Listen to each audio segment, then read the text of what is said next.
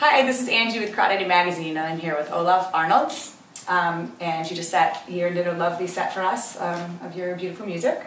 So thanks so much for sticking around for an interview. Thank you. Just to kind of start in the beginning, when did you pick up instruments and start playing music? I learned classical violin from age 8 till 16, and then I had some vocal training in my teens. And when I was like 14 or 15, I picked up a guitar and started just learning popular songs and just playing in parties with my friends and stuff like that. Mm-hmm. And so I'm sort of self-taught on the guitar.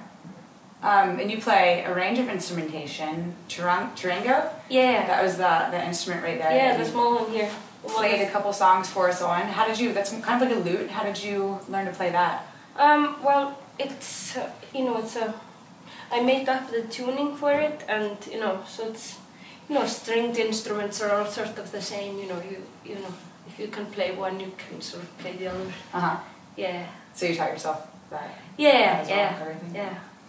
Your voice is certainly, a pretty prominent part of your instrumentation. Are there any vocalists that have been especially influential to you? I wouldn't say that any particular vocalist has affected me. I feel like I'm always like trying to discover more about my voice. Mm-hmm. and well, I guess that there's maybe a little bit of influence from old like rhyme singing, Icelandic rhyme singing, but it's very slight, and I always feel that I never really sing songs the same way again and again. Mm-hmm. So I'm always just trying out new things, and I'm still finding it. I'm still looking, for it and exploring it. We have a very distinct voice, and every song that you played for us today, it just sounded completely different. It really drove the song, which is, that's a really unique quality. It's beautiful. It's great. As a musician living in Iceland, how do you feel that the community there? I understand it's a pretty close-knit music community. Bjork and Seabear, and there's a lot of music that comes out of there. Can you kind of speak to the community in Iceland? I think it's a very tight scene of musicians, and people help each other out, and play on each other's records and stuff like that. So that's very good. Mm-hmm. But there's a lot of people who are also maybe more semi-professionally doing their work, and they maybe also have other jobs and stuff like that, but then there's a few that are very determined not to do anything else but music, and I am included in that group. Do you tour your home country a lot? Do you play there live a lot? No, I play much more abroad than home, so it's always like nerve-wracking for me to play at home, because I do it quite seldom. Right. Yeah. To see a lot of familiar faces when you do that. I'm sure. And just and just a lot of people that you've known since you're a kid. Mm-hmm. And that's also different, because as an artist and the performer, you're always reinventing your art and in some way also reinventing yourself inevitably. So and that's sometimes difficult when you're surrounded by people who have known you all your life. Totally. So that's the tricky part, I think, about living in Iceland and being from there. Yeah. In terms of you writing your songs, do you write some in English and you write some in Icelandic? Yes. Do you translate both in the different languages, or?